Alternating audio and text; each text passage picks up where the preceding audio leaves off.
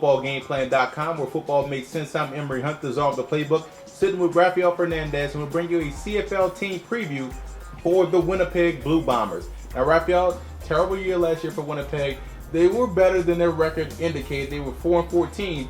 Head coach Paul LaPolice has his hands full, but he has a talented roster. Start with the quarterback. I really like Buck Pierce, a guy that's a dual threat passer, but he has to make sure he stays healthy for 18 games. Yes, I mean, he's a scrambler. I mean, he makes plays. I think he's the best player on their offense, if you ask me. I mean, if he can have a good year, then I see them improving. But other than that, I mean, they need to make sure that he stays healthy. Yeah, and if they don't get him healthy for 18 games, they have a battle going at the backup quarterback spot. I like Alex Brink out of Washington State, but he's going to battle the young man Joey Elliott for the backup quarterback position. That's going to be a battle to watch. I really like Brink. I think he's going to win that battle. He's a long-term project for these guys. They really need that backup quarterback to be solid, especially after losing Steven Giles, who they had as insurance policy last season. Now, running the football, you know they're going to be okay. Fred Reed is a beast, a guy that had over 1,400 yards rushing the football. Only 6 touchdowns, though, but he did a great job of chewing up yardage. Even though these guys couldn't get a first down, if they could buy one, they struggled with moving the chains. So they were second to last in getting the first down. But Fred Reed is a guy that's a very talented running back. But keep an eye on Alex Henderson out of Northern Arizona. This guy's a jitterbug, 5'10", 200 pounds.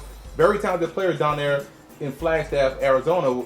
So he was a good player. Get him the backup Reed should help out that offense a lot. Well, Fred Reed, I mean, as good as he was, he did regress down the stretch. And I mean, I think a lot has to do with the fact that he had to carry that team. Mm-hmm. I mean, fatigue set in, and he wasn't as productive as he was in the beginning of the season.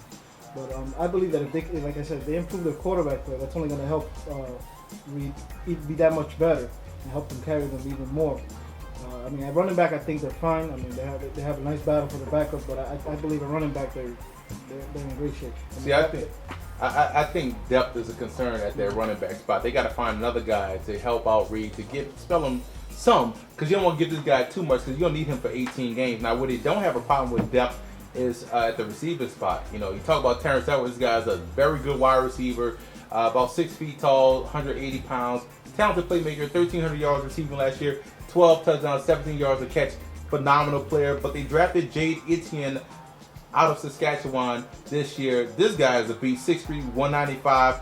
Averaged over 100 yards a game in college, the last 6 games in his college career. So that's impressive. I mean, when you go with this wide receiver in round 1, you look for him to play early. This guy should step up and make a lot of big plays. Well, you mentioned Terrence Edwards. I mean, he was second in the league in receiving. Mm-hmm. And as good as he was last year, I believe he needs to be that much better in order to help the rest of that young receiving corps. Because if he doesn't play as well as he did last year, or not better, I see that receiving corps taking a step back. He is the key for the rest of those guys to be better. Also, Greg Carr, a guy out of Florida State, big physical wide receiver, 6'6", 210 pounds, had over 580 yards receiving. Another guy that had a breakout year, 18 yards a catch, so that's pretty good.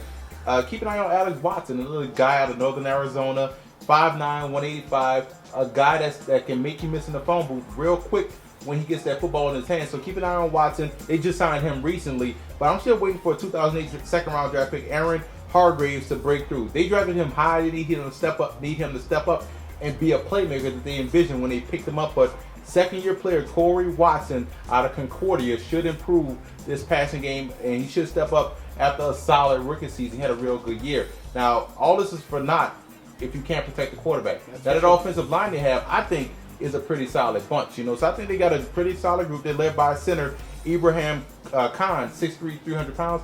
Talk about that offensive line. Well, you like their offensive line. I'm not too in love with them as much as you are. I mean, I thought they did a solid job, but I think they could be a little better than what they were. I mean, I know I'm probably asking for a lot. I think I am, but I believe they have to be that much better in order for the team to get somewhere. I mean, they are good. I mean, they have the top running back for a reason. Right. You don't have a bad offensive line and have a good running back. It doesn't make sense. Well, you look at Andre Douglas. He's back and hopes to finish a full season. Very good rookie year. I also like 2011 rookie Paul Swiston. This guy is 6'9", 342 pounds. That's huge. You put him on that offensive line. He's a guy out of Calgary that they drafted. He won the Canadian West Lineman of the Year award. So, again, they have a very solid offensive line. Kelly Butler rounds out that offensive line, 6'8", 330 pounds out of Purdue. So, again, I like that offensive line. Now, defensively, they led the league in sacks. 51 sacks last year. They lost Hunt. the defensive end. So a portion of those sacks are gone, but they still got Odell Willis, 6'2", 255 pounds, who had 11 sacks. Talk about the defensive line. Well, the defensive line, to me, it starts in the middle. I mean, they have some beef in the middle, which helps the outside guys get that pass rush because they demand double team. So, I mean, if they can continue to play as well as they did last year, and I mean, they have the size, obviously. I mean, they're pretty big to be CFL defensive linemen, interior linemen, that is. Yeah, you talking about Doug Brown at 6'2", Yes. 290, and the rookie they drafted, Andre Carroll, 6'2", 300 pounds, Delaware State. Now, you also look at Doug Brown, talking about him. He does a great job of getting pressure from within. This guy had over 5 sacks, but he had 49 tackles, which tells me that he lives on the opposite side of the line of scrimmage. When he pushes that pocket, again, like you said, it creates one-on-one opportunities for defensive ends to get sacks, and it also opens up holes for linebackers to run free roam to the football. And now we get to talk about the #1 overall pick, linebacker Henok Mwamba. This guy is a physical beast. Reminds me a lot of Cameron Wake in his explosiveness. 6 foot, 230 pounds, #1 overall pick. Winnipeg made the trade to get him. So this is a guy that's come in, won the President's Trophy, which is the Defensive Player of the Year in the CIS. Look for him to have an impact on an already talented linebacker core. He is going to be the next great pass rusher in the CFL. You can see it already. I mean, he is super talented. I mean, he has speed that you can't believe. I mean, just some of the video I saw on him left me, and I was like, man, is he going to last in the CFL? Is this guy going to be that good? Yeah, you team him up with Joe Lobendon, who already had 55 tackles, 3 sacks, and there's a guy that's 5'11", 242 pounds.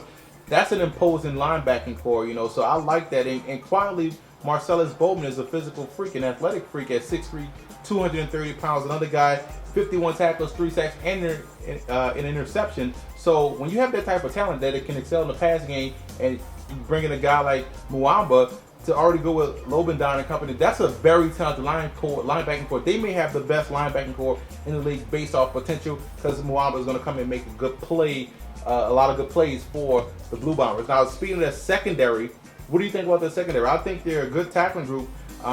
They have the best pass defense yards-wise, but they give up a lot of points, giving up 30 points a game. 30 touchdowns, I'm sorry, on the season. Yeah, right, that's what you meant to say. But I think they need to improve on their coverages as far as in the red zone. I mean, they're a good overall defensive back, good defensive backs. They tackle well, but they need to improve on their protection. That's where a lot of the points that they get up came from. I mean, they just need to improve on their protection. Javon Johnson is a guy that's a leader, all-star player, played cornerback and defensive halfback, 5'9", 192. And also Deion Beasley, a guy that should take a huge leap in year 2 out of Texas. Very good returner. But there's a lot of newbies back there. Starting safety Ian Logan is a very aggressive hitter. Should continue to knock the snot out of opposing wide receivers. Now, what do you like about Winnipeg? Well, I mean, they're talent. They have talent all over the place. I mean, the bottom line is this: I believe that East Division has 3 pretty solid teams in front of them. That's why I got them finishing last. I think it's a rebuilding year for them. You know, they may surprise some teams here and there, got a couple of upsets, but for the most part, I believe they'll finish last. What I like most about Winnipeg, I like Buck Pierce. I like their wide receiver core. I like the running game. I like the offensive line. I like Henok Mwamba, the talented linebacker. What I don't like is Buck Pierce's health. Can he stay healthy? They have a young secondary, and they have to find a replacement for Hunt. I have them also going 4th in the East.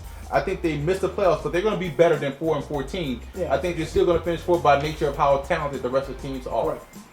For more CFL team previews, visit footballgameplan.com/CFL or visit our YouTube channel at youtube.com/footballgameplan. And listen to the Football Game Plan radio show, which airs Saturdays, 11 a.m. Eastern Time at blogtalkradio.com/footballgameplan.